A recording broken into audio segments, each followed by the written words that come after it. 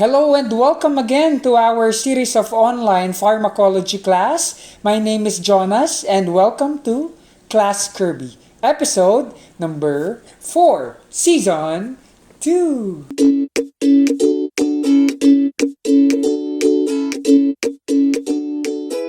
For this episode, we're gonna focus on the topic drug nomenclature, on how we name drugs, different drug forms, as well as reinforce our knowledge when it comes to drug-to-drug interaction.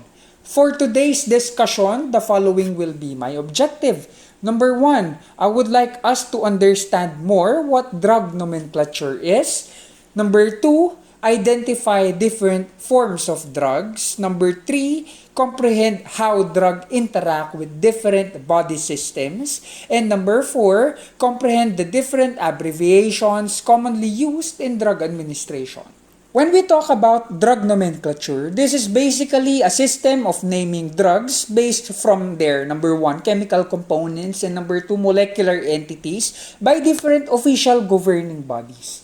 When we talk about drug nomenclature, tatlong bagay ang dapat na pumapasok sa ating isipan. Number 1 will be chemical name. When we talk about chemical name, this basically indicates the anatomic and molecular structure given as a chemical formula or even accompanied by a diagram. Ito yung mga pinag-aaralan when it comes to chemistry on how these particular matters or compounds are being formed. However, this name is not suitable for routine use by medical professionals, mas lalo ng mga common people. Rather, this is very useful and helpful in discovering several compounds that might cause a therapeutic effect. That's why it's very vital for medications to have their chemical name. Primarily because if this particular chemical or compound, thus proven due to several clinical trials, will have a therapeutic effect in the body, then by all means magagamit ito ng ibang pharmaceutical companies for further development, or even the same pharmaceutical company to further improve their product. Example of your chemical name is your acetyl salicylic acid, commonly known as aspirin, or even ascorbic acid for that matter, commonly known as vitamin C. Now, we move to the second concept, which is your generic name. When we say generic name, this pertains to the common name of the drugs. This is considered to be non-proprietary, meaning walang may-ari sa kanila. It can be used by several pharmaceutical companies for a particular medication. What am I talking about? These are scientific, officially approved names that basically describes or signifies the chemical derivation denoting the non-proprietary name of a particular compound used medicinally. Alright? When we talk about generic name, guys, this will be the same all throughout the world as long as their particular active ingredient will be the same. Ibig sabihin, ang paracetamol dito sa Philippines will be the same when it comes to another brand of paracetamol when you go abroad. So, yun ang generic name natin. Example of which is aspirin, prednisolone, and paracetamol as specified. Number 3 is what you call trade name, or also known as your brand name. Your brand name is used to identify drugs manufactured by a particular company. So this will carry the name of the company or whatever name has been assigned to it by the company. An example of which is Ventolin. The brand name is salbutamol. Company is by GlaxoSmithKline. Those are basically names that are assigned by the manufacturer. The trade name frequently appears with the sign as shown in our PowerPoint presentation. It's like a letter encircled letter R on its upper right corner, which indicates the name is registered and the production is restricted to that particular pharmaceutical company, being its sole owner. So, trade name refers to a particular company. So, hindi pwedeng gamitin ng ibang particular pharmaceutical company ang trade name mo. However, there are downsides and upsides to using your generic as well as your trade name, which will be tackled as we go on with our discussion. Here in the Philippines, we have this Generic Act of 1998. The following are the purposes of the said act. Number one, we would like to promote or encourage and even require the use of generic terminologies, both in importation, manufacturing, distribution, marketing, advertising, as well as promotion, prescription, and dispensing of drugs. Ibig sabihin, when you turn on your television, then you have seen a particular commercial pertaining to a particular drug made by a pharmaceutical company, it should always include the generic name. Yes, they can promote their particular brand name. However, it is not allowed for them not to disclose their generic name because according to Generic Act of 1988, it is used to promote or encourage and will require the use of generic terminologies for the following reasons. Pag sila ay gumagawa, when they distribute, when they market, when they go advertising their medication, or even promoting, even when doctors are dispensing and prescribing this medication, they should always indicate the generic name. This will also ensure the adequate supply of drugs with generic names. This makes it possible for different individuals, particularly in our society, where we are considered to be a third world country, to avail the lowest possible cost and endeavor to make them available for indigent patients.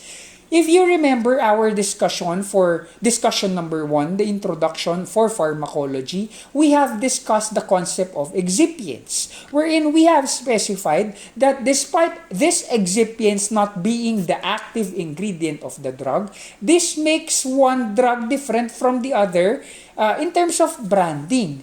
Why? Because at times, a certain pharmaceutical company will utilize a more expensive, a better, more efficient, more effective excipient. That's why their medication, despite having the same active ingredient or generic name for that matter, will have a significantly different pricing, primarily because of the presence of excipients. But mind you, strictly speaking, the active ingredient is still the same. Number 3, this is to encourage the extensive use of drugs with generic names through a national system of procurement or distribution. So dumadaan sa several processes before you are able to utilize that particular generic name. Because it will undergo several clinical trials if indeed that particular generic name is appropriate.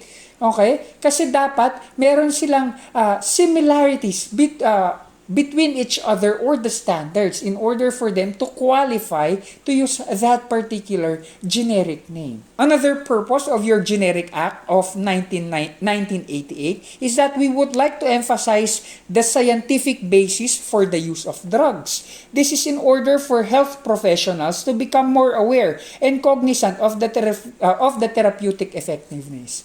This is a living testament of my practice as well. In the hospital, due to multiple clinical trials, developments in the field of pharmacology, maraming brands ang lumalabas when it comes to medication. So tendency is we might encounter a very foreign brand to us comes the time na kami ay nagpa-practice sa hospital. However, the moment that we see the generic name, right then and there, we will be able to somewhat have a picture what this medication is for. That's one of the reasons why Generics Act of 1988 was proposed. And another is that we would like to promote drug safety by minimizing duplication of medication or use of these particular drugs with potentially adverse reactions. Those are the purposes of your Generic Act of 1988. So what exactly are the provisions of Generic Act of 1988? Number 1, all government agencies should basically use generic terminologies or generic names in all their transactions, whether it be for purchasing, prescription, dispensing, administration of drugs, and all medicines. That's why, mind you guys, when different medications are being handed out by government or by different local government units for that matter, especially in this time of pandemic, they should always indicate the generic name because that is what the law states. Number 2, all medical, dental, and veterinary practitioners, meaning whether it be public or private practitioners, they shall write prescriptions using generic name. It's not optional. What is optional is the use of a particular brand name. Because mind you, in this society that we live in, particularly for different medical professionals or physicians for that matter, they are being tied up to several pharmaceutical companies in order for them to advertise their medication. Well, nothing is wrong with that. However, medical professionals or physicians prescribing medication are required to use the generic name. However, if they would like to promote that particular brand, then by all means they can do so. However, they should not leave or make unknown the generic name of that particular drug. Another provision of the Generics Act of 1988 is that any organizations or company involved for manufacturing, importation, repacking, marketing, and distribution of drugs and medicine shall always indicate prominently the generic name of that particular drug on their label, as well as advertising the other promotional needs. That's why, if you can see based from our PowerPoint presentation, these are the 2 drugs commonly found or utilized here in the Philippines or locally. As you can see, the word paracetamol is even boxed in order to put emphasis to which, because that is another provision of this particular law. Another is that drug outlets, including drugstores, hospitals, or even non-hospital pharmaceutical stores or non-traditional outlets such as supermarkets or stores, shall inform their buyer about all other drug products that shall have the same generic name.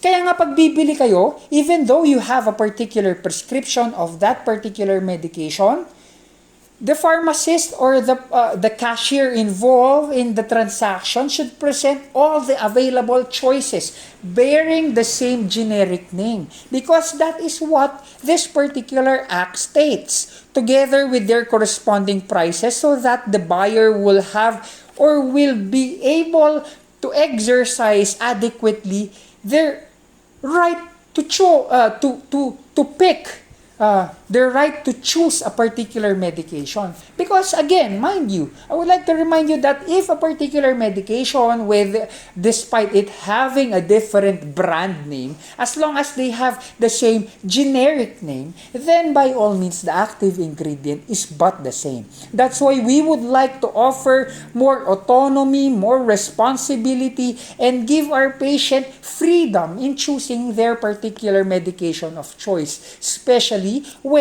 income or capacity to purchase these medications are to be considered. There are several disadvantages when it comes to the utilization of brand names, because a single drug can, have several brand names, examples of which are posted here in our PowerPoint. I will not go over with them one by one. However, you need to understand that several brand name can be utilized for different generic name. A particular brand name might be used for different generic name. Sir, sabi nyo kanina hindi pwedeng gamitin ang pangalan different from each other. I was pointing out with the utilization of generic name. As long as the active ingredient is the same, then by all means you can use the generic name. However, if the main ingredient, the active ingredient of that particular medication is different from the other, then by all means you cannot use the same generic name. However, for example, Flomax can be used for tamsulosin as well as for Morni Flumate. I'm not familiar with the drug, I'm sorry. However, those are two different medication having two different generic name. Pero pareho sila na Flomax. Okay? Another example is posted on our picture. You have here in the Philippines, Biogesic, Tempra, all of which is considered to be paracetamol. Another is that over-the-counter drugs may have the same brand names but have different ingredients. Mind you guys, especially when you go abroad, there might be several medications that might not be available because you only know their generic name or their brand name rather.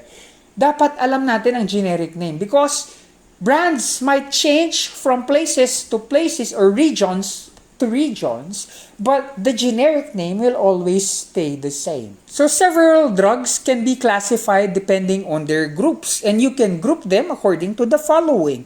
Number 1, body system. What am I talking about? Drugs affecting the central nervous system, the cardiovascular system, gastrointestinal system are grouped with each other. This will be the approach of our nursing pharmacology, where system by system we are to tackle different drugs that will affect that particular system of choice. So they can be grouped according to the body system that they are being utilized.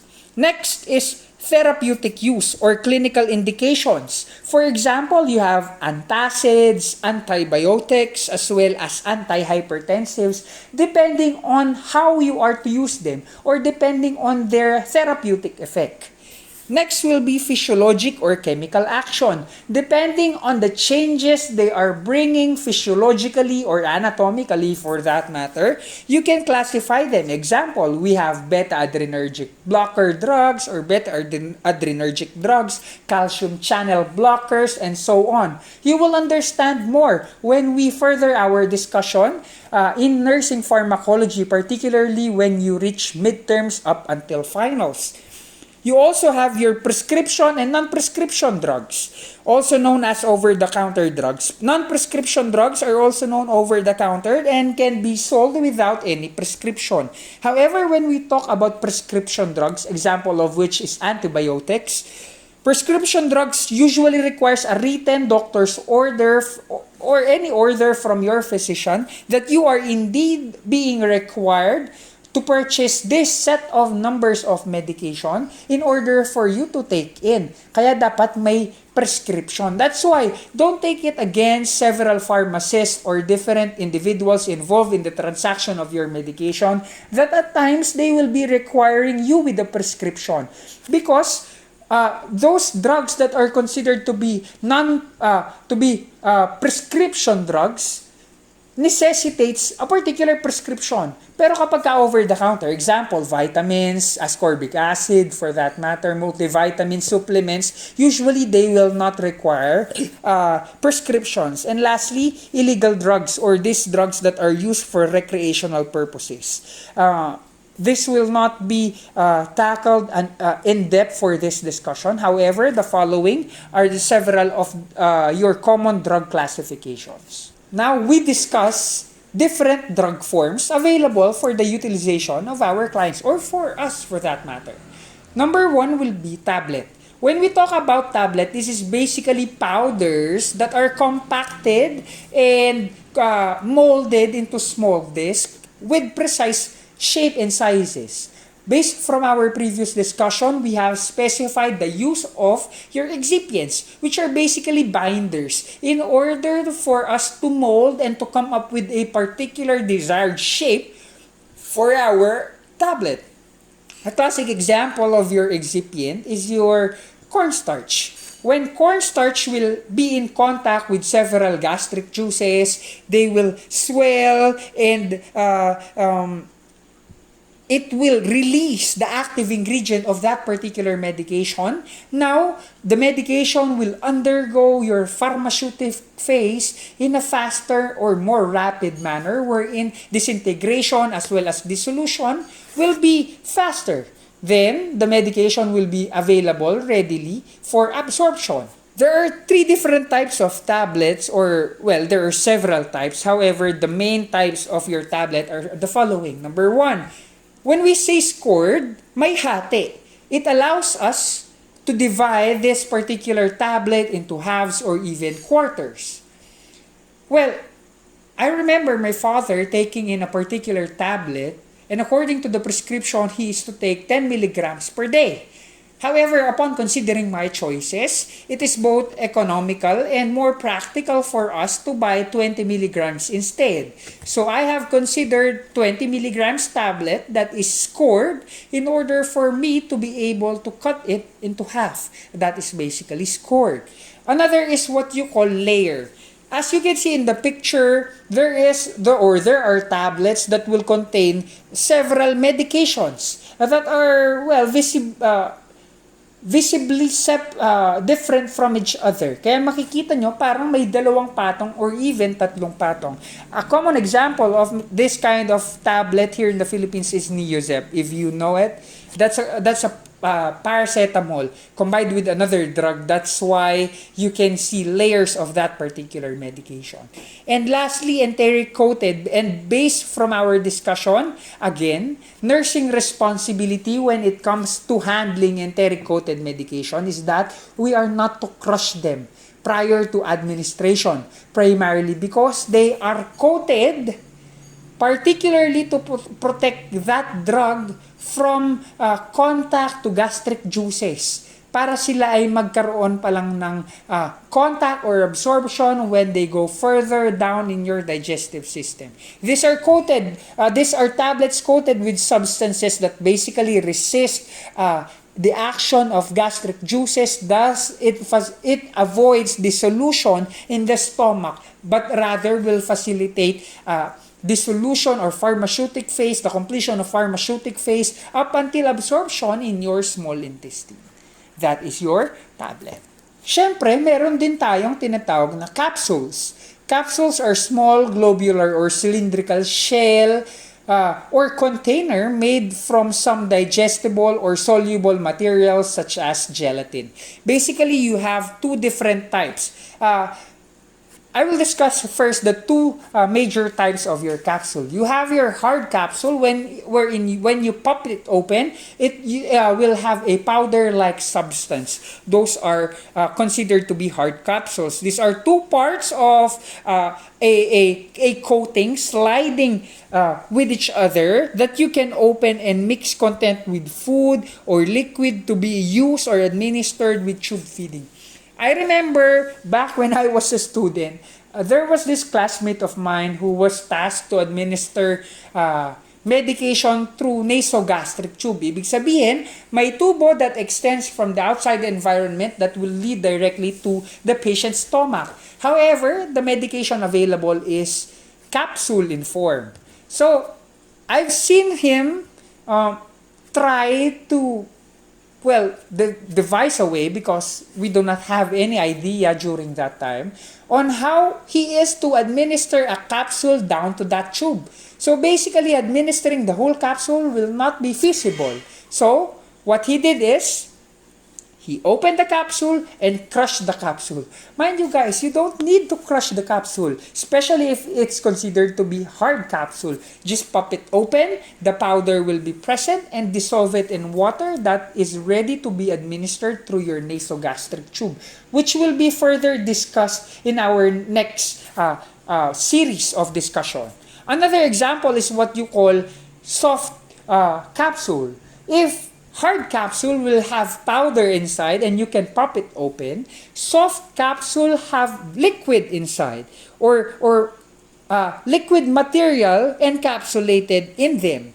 So basically, you can say that soft capsule is being absorbed faster, primarily because the manufacturer have already took care of the dissolution phase. Ibig sabihin, pag nasira yung coating ng capsule, it will readily release liquid form of medication, which is again absorbable through our semi-permeable layer of our gut. There is another example, however, you cannot see it in our PowerPoint presentation. It's called time-release capsule. And this capsule, similar to enteric-coated medication, they have a special protective coating that will release particular amount of medication from time to time to prevent toxicity. Kaya another nursing responsibility when handling time-release capsule, you are not to crush them or to pop them open, because they are manufactured in such manner to control the release of that particular drug. Another drug form is lozenges or your troches. Well, this is my drug of choice, especially after a long day of lecturing or talk, wherein I feel that my throat is sore, that it's really painful. So basically, lozenges are flat, round, or rectangular preparation held in the mouth until dissolved, or really to release that particular medication, which can either have an antiseptic or even an anesthetic effect to soothe that pain felt in our throat. So, mind you, can you swallow lozenges? By all means, yes. However, it's not advisable because it will not render the drug effective. Kasi hindi nagkakaroon ng timely release ang medication to that particular anatomical area of choice.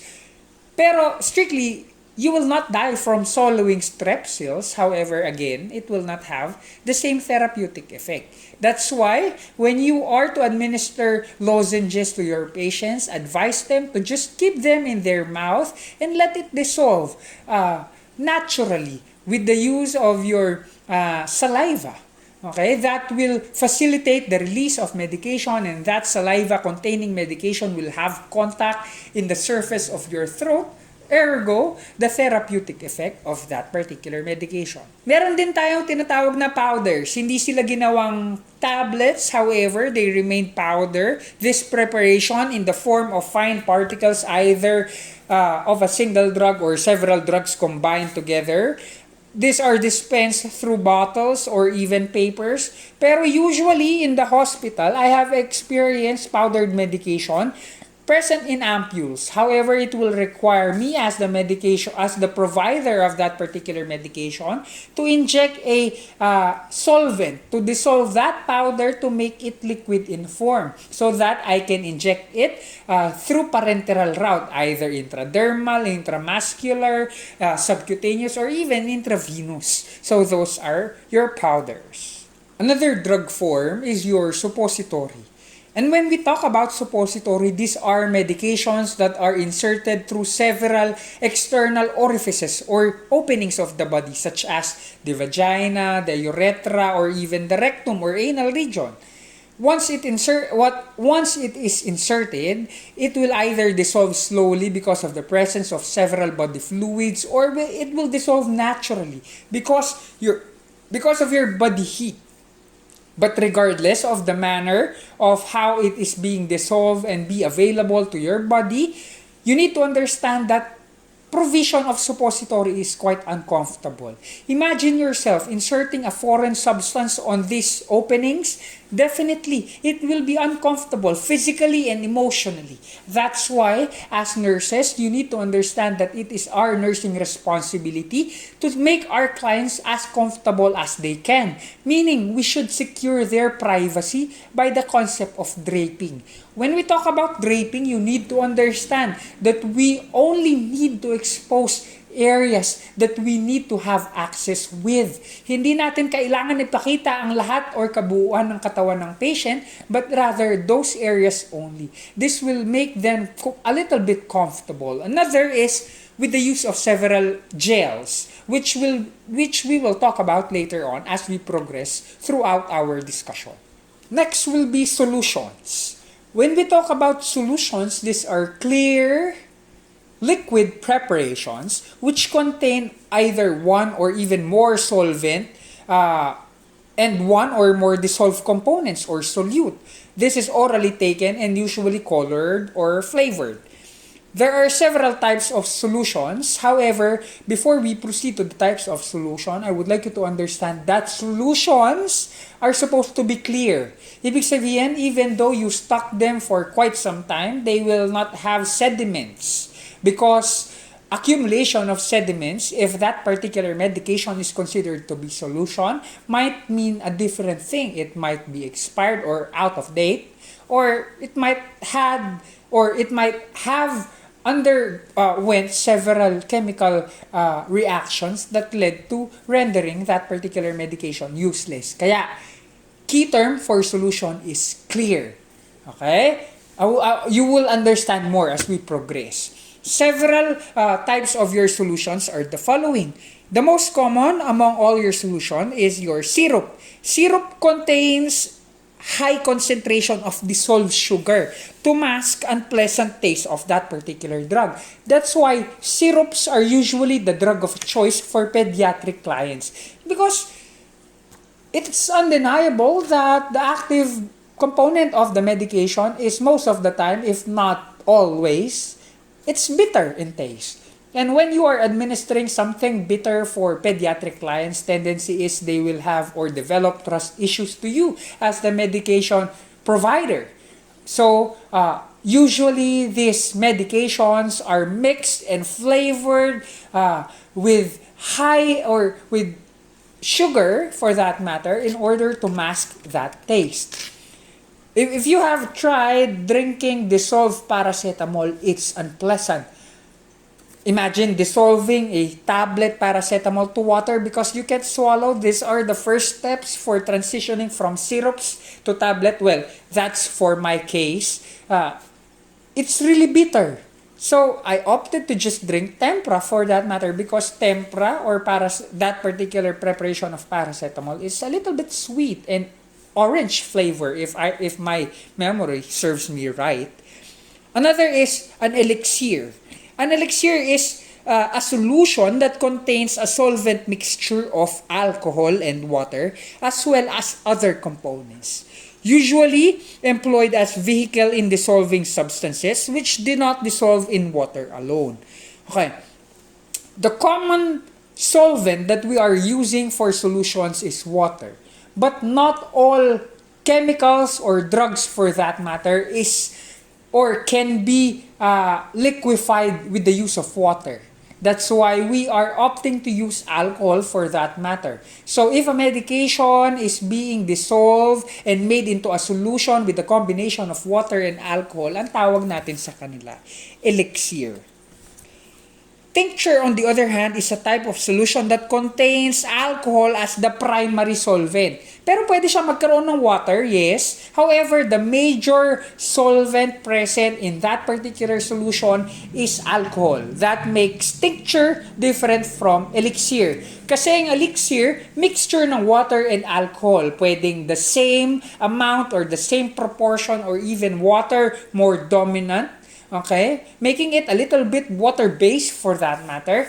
While tincture is more on the alcohol side, wherein alcohol will be the primary solvent and it might or might not have water for that matter.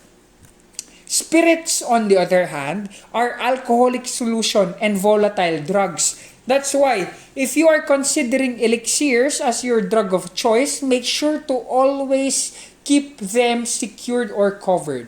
If you have experience leaving your rubbing alcohol open, tendency is even without you using them, you will observe that the content of that particular alcohol will be decreased comes the time that you are to return home after a long day of work. Makikita mo na bawas and you will wonder why. Primarily because alcohol is highly volatile, meaning it can evaporate readily. Kaya, a nursing responsibility when using spirits which are highly alcohol-based, you should always keep them closed securely to prevent escape of that particular medication. Another drug form is your suspension. Well, it's similar to a solution in terms that they are both liquid in form. However, while solution is clear in nature, suspensions are not. These are liquid dosage forms that usually contain solid drug particles that are suspended dun sa ilalim ng bote. Due to prolonged period of being stuck on your cabinet or anywhere, Okay? Tendency is for the medication to settle at the bottom of the bottle.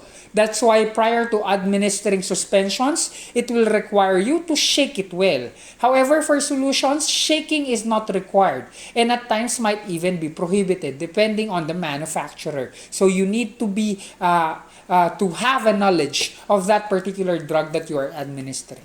So, when you are asked if suspension can be shaken, well, it should be shaken for that matter in order for the drugs to be spread all throughout the bottle or all throughout the liquid dosage form. Another example of your drug form is your emulsion. Pag sinabi nating emulsion, oil dropped into water. And in order to combine them, you need to emulsify the fat. That's why the drug form is called emulsions, because basically this is a mixture of fat into water. A classic example of which is propofol, which is a common drug we use when we are doing several operations. This is a type of sedative administered to different patients of ours, especially again when it comes to operation. Other drug forms that we are to talk about is confections and decoction. These are almost similar, however, we need to differentiate one from the other. Dapat muna nating alamin what makes them similar, both of which are product of boiling plants, vegetable, or medicinal herbs for that matter. However, confection is wherein after straining that mixture or that boiled plant, we are to crush the solid substance, grind them in order to create a paste. Confection tawag doon. Paste, confection, or solid confection. However, if we're talking about administering the product or the produce that we have from boiling that medication, yung sabaw, yung kukunin natin, that liquid part or the aqueous preparation, that is what you call decoction. So basically, that's the difference between confection and decoction. The other drug forms that are to be presented are somewhat considered topical. Number 1 will be ointment and number 2 will be cream. Let's differentiate each other.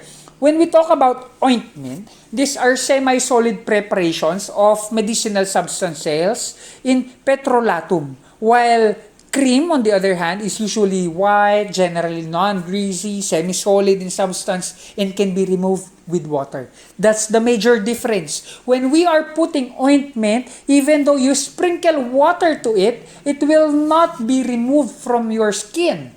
While cream, upon exposing or watering it down, expect that the medication will be flushed out. That's why, technically speaking, or most of the time, if they have the same generic name, ointment are generally more expensive because of their content, petroleum. Okay? And that petroleum or petrolatum for that matter makes it water resistant and makes it available to that particular anatomical site for a longer duration. While cream, again, despite it being non-greasy, more comfortable when you are wearing them, creams are usually water-based. That's why you can simply remove it by watering it down or washing your particular skin for that matter. Next will be paste and lotion. Paste, same as ointment, but will have a higher powder content. Kaya sila parang paste in nature. They are stiff in consistency with a good protective quality. They may be used in absorbing secretions for skin lesions. Lotion, on the other hand, are liquid having varying viscosities. May be clear solution, suspension, or emulsion, regardless. However, they are best used to protect or to serve as astringent, cleansing, or anti-pruritus para hindi tayo mangate, especially on large areas with hairy proportions. Because if you are to utilize hairy paste on hairy areas, usually they will not be able to penetrate up until the skin or the dermal or the epidermal layer. Okay? That's why we are using lotion because of their a little bit aqueous property or liquid property. They are able to slide down that particles of hair, making them available to that skin layer present in your body. A classic example of lotions are presented in our PowerPoint presentation. So can you consider lotion as a drug? Yes, you can. Because they have moisturizing capabilities that alters the actual or natural state of your skin. Next will be jelly or gel. Ito yung sinasabi ko kanina na madalas ina-administer together with suppositories or be utilized with several medical procedures. Why? Because gel are usually clear or translucent, semi-solid, but immediately liquefies upon application sa skin. Kaya ang major purpose of us utilizing jelly is to reduce surface friction pag may pinapasok tayo sa loob ng different body or external orifices. Imagine yourself, papasukan ka ng Foley catheter sa iyong urethral opening, especially for male. Imagine how little that urethral opening is and how large a catheter is. That will be painful. In order to reduce pain, we should reduce friction. That's why we are utilizing a copious amount of gel in order to liquefy the tip of our Foley catheter, making it slide with ease, lessening the sensation of pain. Yes, the patient may or might still feel the pain. However, it is significantly decreased compared to inserting a Foley catheter without any gel. Same is true with suppositories. In order to facilitate comfort to our patient, might as well put gel prior to inserting your suppository in order to make it slide with ease. Aerosol or foam, on the other hand, spreads the drugs on a wide area, usually applied to body openings or body areas such as your vagina or rectum, or even on areas that are hairy, primarily because of the presence of their atomizer, wherein they can liquefy the area and spread it in a larger scope or in a larger array. The tendency is, because of their minute presentation, they usually pass through hairy areas, making it available to their target anatomical site of concern. You also have sprays. Sprays are applied through an atomizer, same with your foams or aerosols, that deposits thin liquid to powder film on area of application. These are useful when applied to large areas or when manual application will be painful. I remember the time when a patient was suffering from pain due to mild burns, and putting cream to the patient, that manual pressure brought about by the tapping of your fingers or of your hand causes excruciating pain to the patient. So, the doctor opted to prescribe sprays, analgesic sprays, para sprayan na lang namin yung area without physically having contact to that area, lessening the sensation of pain. That is your spray. Powder, on the other hand, can be shaken or blown into affected area. This primarily promotes drying and with lubricant properties, useful for moist areas or when friction is to be reduced. Ito ang powder forms natin. You also have our oils. It might be liquid or not water. These are liquid and not water soluble. When we talk about oils, usually we think about oils that are being topically applied to our patients. However, we also have oils in the form of liquid capsules such as your fish oil. So those are all considered to be oils and are not water soluble. Next will be tapes, usually seen during athletic meets wherein the drug is uniformly released in the form of a tape. It may have splitting action on the area of application and useful when small, straight areas require drug application and when occlusion is desirable. So yan yung mga nakikita nyong analgesic tapes or athletic tapes. That is not for aesthetic purpose, but it releases analgesic that will provide comfort. Usually, the sensation is warm, then minty, then cool, that will provide a pain relief to that particular area where they are being applied. Those are what you call tapes.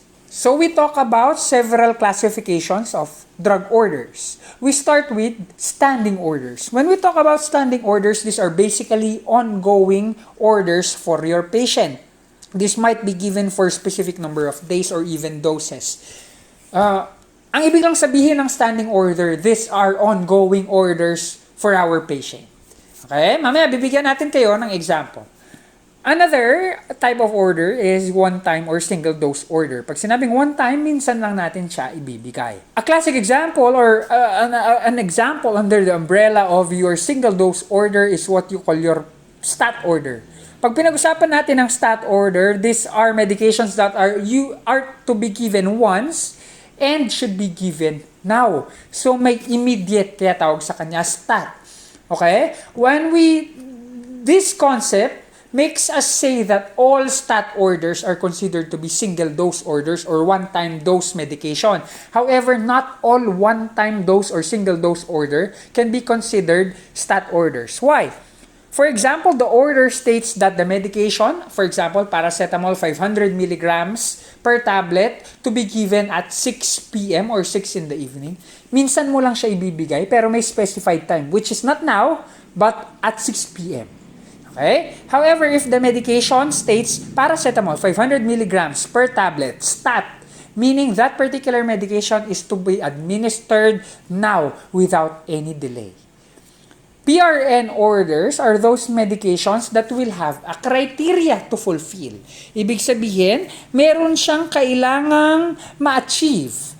I will give you an example later. But all PRN orders are considered to be standing order as well because these are orders that are ongoing to your patient. However, you are only to give this medication if it will meet your criteria.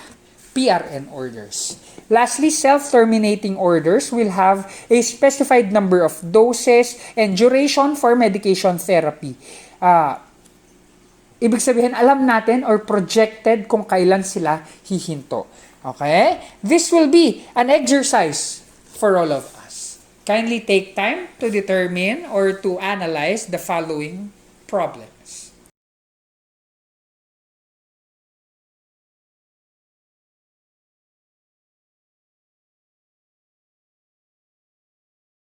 Now, let's answer them one by one. Number 1, ampicillin, 750 milligrams to be administered through intravenous route or IV every 8 hours. This is an example of your standing order. Kasi kasalukuyang tinitake ng pasyente mo. Well, in fact, your patient should take ampicillin according to the order every 8 hours. Next, atorvastatin, 40 milligrams per tablet. OD means once a day and HS means hours of sleep. Ibig sabihin, specified that the patient should take it once a day. However, time is also specified at hours of sleep. Usually, that's 8 in the evening. Okay? Question, does that qualify atorvastatin as a single dose order? Kasi binibigay lang once a day. The answer is no. Because single dose order, minsan mo lang siya ibibigay unless ordered na may follow-up. Pero pag sinabi niya one time lang, single dose lang, minsan lang. It does not mean minsan sa isang araw or once a day. However, as the order is suggesting, you are to provide atorvastatin once every single day. Okay? Meaning it's an ongoing order. That's why it's considered to be a standing order.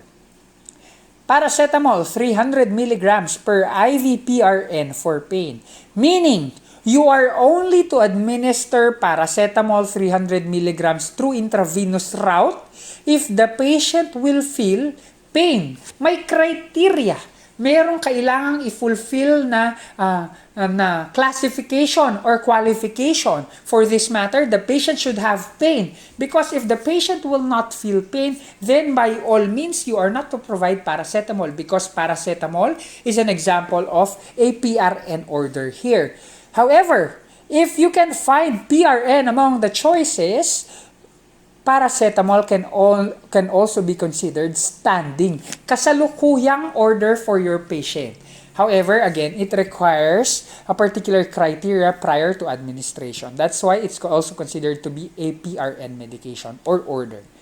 Diazepam, 5 milligrams per intramuscular region to be inserted at right deltoid stat. This is considered to be a single dose order, more specific, a stat order. Kailangan mo na siyang ibigay ngayon sa right deltoid ng pasyente mo.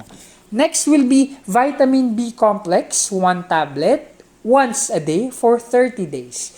This can be considered as a standing order, particularly if your patient is still at the hospital and starts the therapeutic regimen. But specifically, this is more appropriately considered to be a self-limiting order. Why? Because you know that after 30 days, the intake of vitamin B complex tablet will not be required anymore. So those are your different drug order classifications.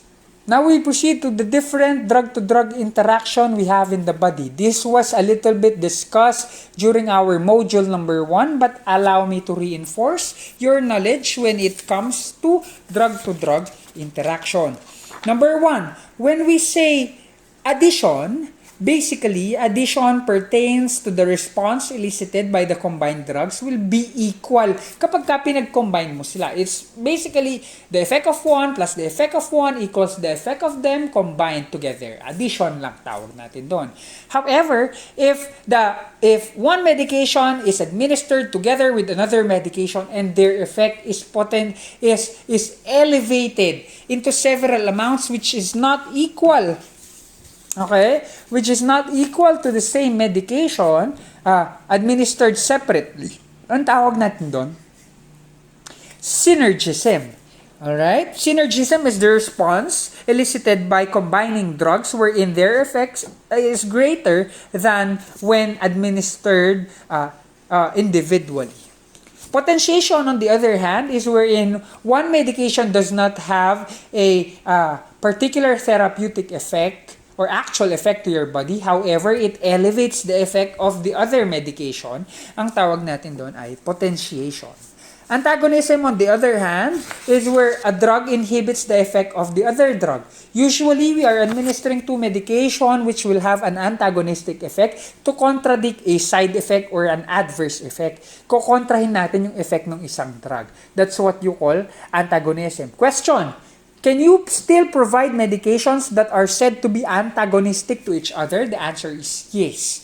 When will you not administer the same medication together? When they are incompatible. Because when we talk about incompatibility, this is when two drugs mixed together in a particular syringe will have a chemical reaction that will render both medication useless, incompatible. Then by all means, you are not to administer them together. So what are your nursing responsibilities based from this drug-to-drug interaction? Under no circumstance should such a mixture be administered to a patient until safety of the mixture can be assured. Kanino mo maiko-confirm ang safety of that particular mixture? Consult a pharmacist. They will be able to know the interaction between two different drug components, and they will tell you if we can administer them together or not. Before combining two drugs or solutions, every attempt must be made to ascertain the stability and safety of the mixture from pharmacies, drug info packages, or drug experts for that matter. A very useful tool when we are administering different medications, particularly those that are given parenterally, is your syringes. Kaya allow me to make you more familiar with your syringe. Okay, your syringe is basically subdivided into two major parts, your needle and the actual body of the syringe. When we talk about the needle, you have several parts. You have the shaft, which is the actual body of the needle.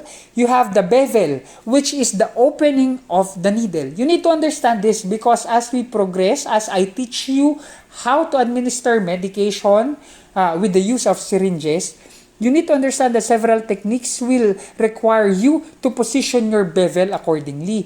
Yung bevel natin slanted. That's why you can see where the bevel is opening. So, you need to understand more about the parts of your needle. You also have your hub, which is the actual opening of the needle that will have contact to the body of the syringe, which may either be with the use of a lower lock or a lower slip. A lower lock will employ a screw type lock wherein it will, based from my experience, secure the needle more compared to a lower slip. However, if the medication administration will require a simple slip or will necessitate us to remove the needle on simply pulling out the rest of the syringe, then by all means, lower slip will be the more appropriate choice. Aside from that, the other parts of your syringe will be your plunger or your pistol, which is the one you are moving in order to administer medication. The plunger will usually have a flat end which will have contact with your fingers, usually my thumb. My technique is that it's my thumb who will be having contact with the flat surface or the flat end in order to push or even aspirate. You also have what you call your collar. This collar enables us to have ease when it comes to handling our syringe. And you also have the barrel, which is the actual body of the syringe, which is usually calibrated in order for us to determine how much medication there is and how much medication have we already administered. Depending on the site of administration, you would want to consider the size of your syringes or of your needle for that matter. Okay? We have several sizes of our needle. Dalawa yan. We have the length, which is usually expressed through inches, as well as the size of the needle's lumen or the actual opening. Yun yung mga sizes na tinatawag nating 21G, 23G, 25G, and so on. Mind you, as you go higher when it comes to the actual opening, pag lumalaki, for example, from 21G, nagiging 23G, pag tumataas, mas lalong lumiliit ang opening ng needle. Pagka bumababa, for example, 18G, 16G, mas lalong lumalaki ang opening. What is the implication to that?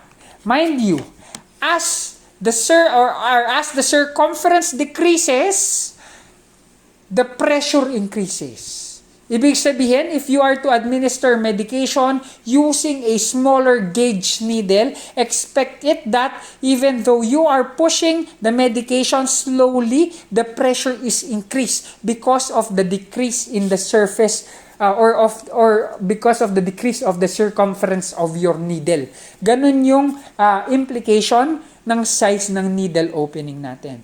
The length, you will understand more when it comes to the specifics of the site of administration of parenteral injections. I need to reinforce your knowledge about the different special syringes that we have in our areas. The following are your classifications of your syringes. Number 1, general purpose syringe. They might either be plastic or glass for that matter. These are the usual syringes that we are seeing and is available in pharmaceutical stores or in your pharmacy stores or even in hospitals. Ang tawag natin doon, general use. However, we have special types of syringes in these forms. Number 1, you have insulin and tuberculin syringe. Mind you, this looks almost they look very similar to each other. But don't be confused. Why? Because insulin and tuberculin syringe have different graduation, meaning magkaiba ang kanilang labeling. Insulin syringe will have units for their labels, while tuberculin syringe will have a fraction or more specific, a tenth of an ml. 0.1, 0.2, ganyan ang graduation ng tuberculin. I remember during my days in the hospital, I was together with a junior of mine, and he was ordered to administer insulin 10 units, okay? However, she does not have a sound understanding between the difference of a tuberculin and an insulin syringe. She utilized or used a tuberculin syringe rather than using an insulin syringe. Then upon reviewing the order, nakalagay 10 units. And she considered, oh, this might be an error. The order might meant 1.0 rather than 10. That's why she aspirated 1 ml of the medication. Ang dami nun, guys. Then upon administering 1 ml of insulin, my God, I cannot forget.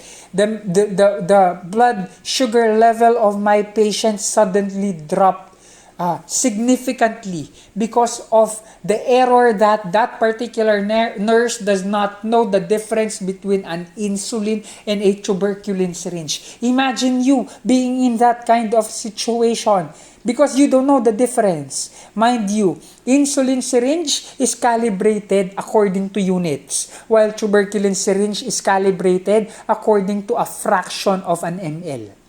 Pre-filled syringe, on the other hand, are those syringes that will contain medication right away. For my previous student, if you remember my patient Erlinda, Clexane is one of the medication that she is, every now and then injecting to herself because she's suffering from chronic kidney disease. Okay? We'll not tackle more about what Clexane is, but what I need you to understand that Clexane is available on syringe form, on a pre-filled syringe or cartridge for that matter. If you will notice, pre-filled syringes, merong air bubble sa loob. Usually, we expel air bubble in our syringes to prevent air from entering our body. However, pharmaceutical companies specifically put that air bubble there in order to push the entire medication out of that particular syringe para maging available sa client. That's why nursing responsibilities when using pre-filled syringes do not expel the bubble. Rather, when you tilt the syringe, the bubble, the tendency of the bubble will be for it to go at the bottommost part, making the entire medication available for you to push. And after pushing, that bubble will even push the medication outside that needle, kaya mabibigay mo yung kabuuang amount ng medication. That's your pre-filled syringes. Allow me to run you through several considerations when we are administering medication to several age groups of clients. We start with pediatric consideration. We start with the concept of absorption. Pag pinag-usapan natin ang absorption sa mga pediatric client, usually they have decreased acid production. Having that said, medication that are acidic or acidic by nature or acid soluble are absorbed on a slower rate. And because they have a prolonged gastric emptying time, anticipate that medication lingers on their gastric area. That's why more contact to gastric contents. And that might cause a prolonged absorption time, primarily because absorption is greater in the small intestine. The integrity of their skin, on the other hand, compared to us full-grown adults, is usually thinner and more subtle, making topical forms of medication easily absorbed through their skin. That's why also consider the amount of medication you are administering through their skin or topically. Next will be our consideration when it comes to distribution. Generally speaking, the blood pressure of our pediatric clients is lower than normal. Ergo, we can say blood flow is also decreased. And decreasing in blood flow decreases the entire pharmacokinetic phase. Also, you need to understand that pediatric clients' body is composed to 65 to 75% of water, making medication that are administered through these kinds of clients more diluted compared to that particular drug being administered to us normal adults. Next will be the decrease in protein or plasma protein binding site, making medication more available in their blood, increasing the chances of toxicity. Also, the presence of a relatively developed blood-brain barrier, making it a little bit less permeable, less selective permeable, making more medications able to pass through that blood-brain barrier. Kaya always anticipate that that medication might cross that particular barrier, making it available in their central or their nervous system for that matter. Metabolism and excretion on the other hand, tandaan ang ating mga organs within pediatric clients are a little bit immature compared to us normal grown adults. Ergo, their functions are also immature. Kaya they will have low metabolical capacities as well as excretion capacities. Next will be the geriatric consideration for our patients when administering medication. We are to consider changes in different systems of the body, kaya nagkakaroon ng changes on how they receive or how they process medication. Number one, gastrointestinal system. Their gut is usually has a higher gastric pH, meaning they are alkalinic by nature, and their peristaltic movement is a little bit slower compared to normal adults, similar to that of pediatric clients. Cardiac or circulatory capability, we are expecting that there will be a decreased cardiac contractility, ergo altering the blood flow all throughout the body. And you know that blood flow is a vital component of the pharmaceutic phase, ergo the whole, or the pharmacokinetic phase, ergo the whole pharmacokinetic phase is being altered.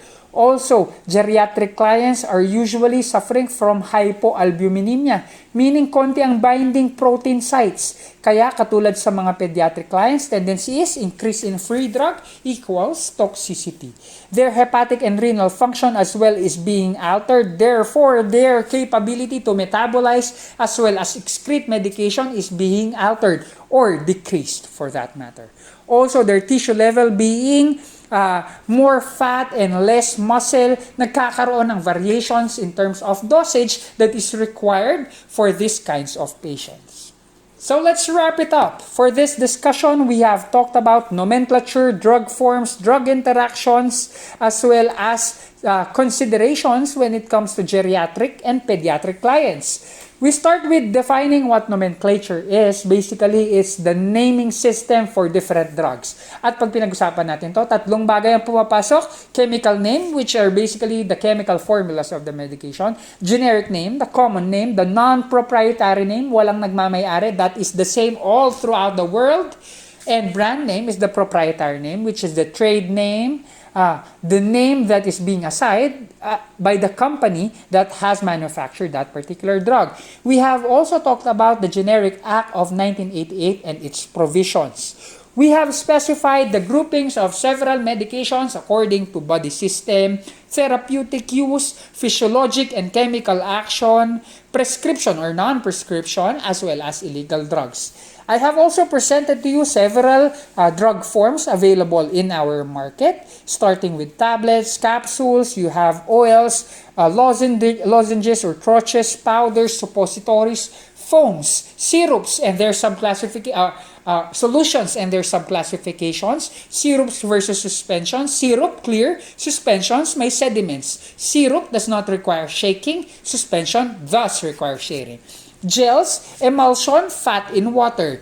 Confection, paste, decoction, liquid. Both are boiled from plants. You have tapes, ointments which are not water soluble, and cream which are water soluble. Paste which is like an ointment but more solvent, kaya mas powdery. Lotion, more of the water side. And also sprays. You have several pharmacological considerations when it comes to clients with varying ages, such as pediatric clients as well as geriatric clients. So that's it for our fourth installment for our series of online pharmacology classes. This is again Jonas reminding everyone that learning is always a fun experience. Goodbye everyone and keep safe. God bless.